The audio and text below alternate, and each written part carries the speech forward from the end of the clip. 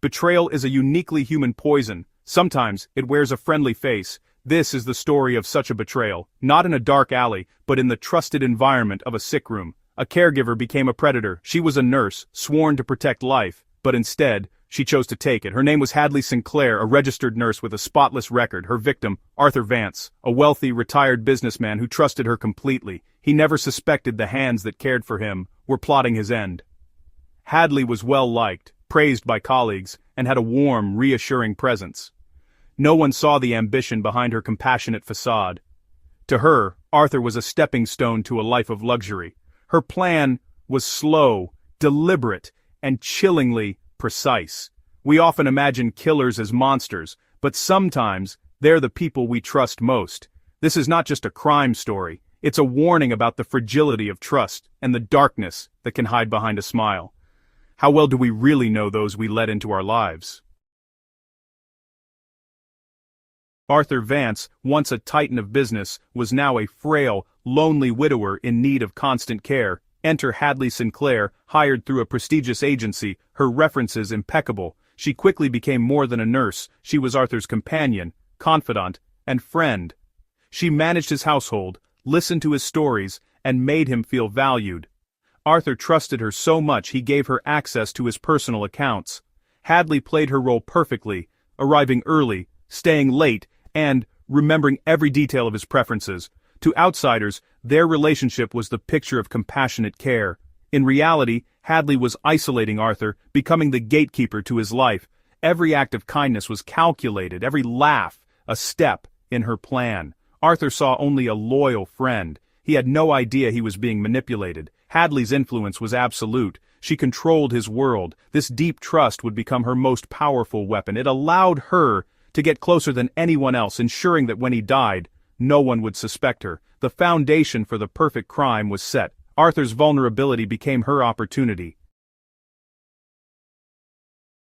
Hadley's medical knowledge was her deadliest weapon. She needed Arthur's death to look natural, consistent with his illness. Her poison of choice, succinylcholine, a muscle relaxant that paralyzes and suffocates but leaves little trace. In small, untraceable amounts, she acquired the drug, exploiting her access as a nurse. She stored it carefully, planning every detail. The plan: wait for a day when Arthur was especially weak, then inject the drug into his IV. Within minutes, he would be unable to breathe, fully conscious, but helpless. Hadley would wait, then call emergency services, playing the distraught caregiver. The cause of death would appear to be cardiac arrest, a natural complication. No one would question the devoted nurse. She orchestrated a flawless execution, believing it was the perfect crime. The simplicity was its genius. She was patient, methodical, and left nothing to chance. Arthur's trust was her cover. The world would see a tragic, natural death. Only Hadley knew the truth. On a quiet Tuesday, Hadley put her plan into action. Arthur was weak, his breathing shallow. He trusted her completely. She told him it was a vitamin shot, something to help him feel better. He nodded, grateful for her care. In the kitchen, she prepared the syringe with succinylcholine, her hands steady. She returned, swabbed his arm, and injected the poison. Arthur's body betrayed him. He couldn't breathe, couldn't move, his eyes wide with terror. Hadley watched, expressionless, as life faded from his eyes. She waited 15 minutes, allowing the drug to break down. Then she called 911, her voice frantic. "My patient, he's not breathing."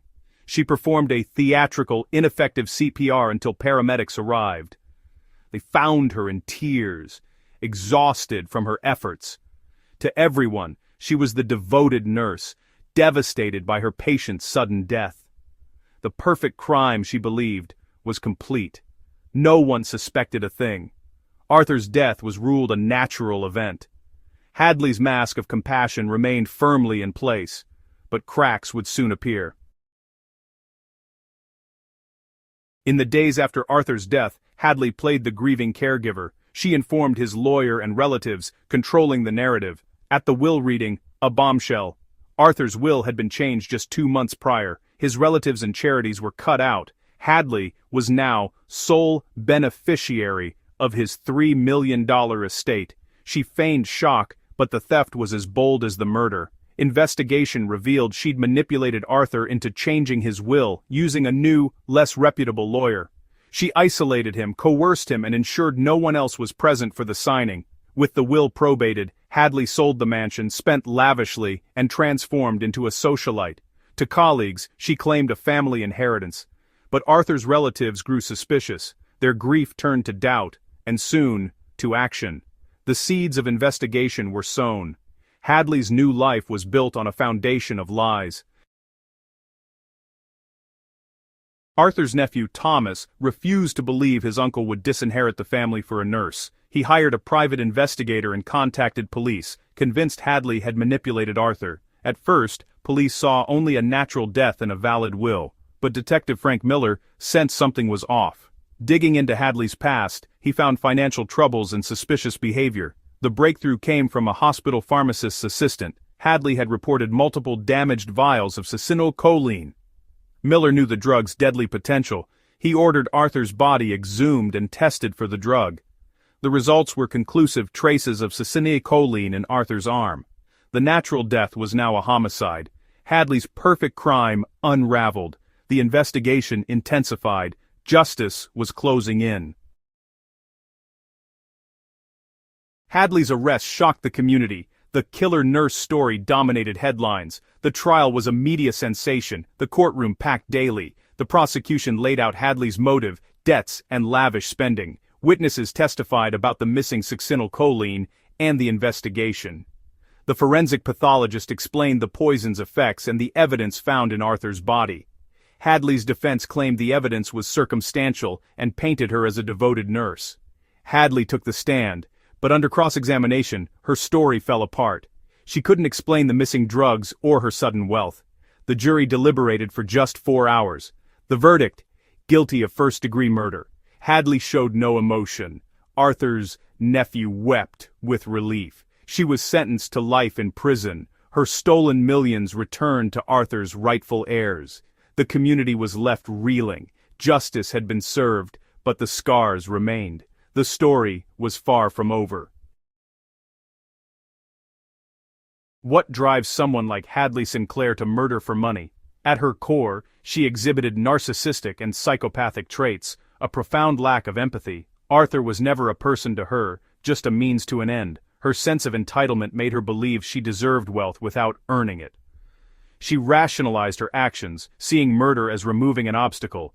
Hadley was a master manipulator, projecting warmth and trust to deceive. Every gesture was calculated, every word part of her act. Her crime was not impulsive, it was meticulously planned. She compartmentalized, separating her caring nurse persona from her ruthless reality. Guilt and remorse never entered the equation. For Hadley, murder was a business transaction. Arthur's life was simply the price for her ambition. The case of Hadley Sinclair left a lasting scar on the community and the profession of nursing. Families became anxious, agencies tightened screening, and trust was shaken. The story is a chilling reminder: evil can wear a uniform and a smile. The elderly and infirm are especially vulnerable to those who exploit compassion. Arthur's loneliness made him an easy target, his gratitude blinding him to danger. The case urges vigilance and protection for the vulnerable. Ultimately, it's a story about the corrosive power of greed. Hadley traded her soul and another's life for money. Her betrayal is a timeless cautionary tale. Unchecked greed can corrupt anyone. The shadow of her crime lingers, reminding us that monsters can hide among us. Trust is fragile, easily broken. We must cherish genuine kindness and protect those who cannot protect themselves. Never underestimate the darkness behind a seemingly innocent smile.